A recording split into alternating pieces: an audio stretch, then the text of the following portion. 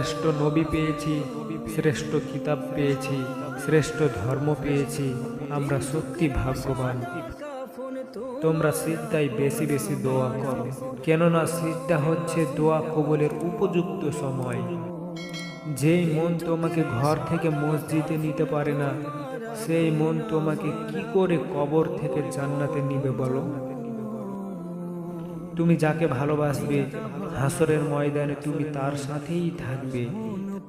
ভালোবেসে স্ত্রীর হাত ধরলে সাগিরা গুনাহ মাফ হয়ে যায়।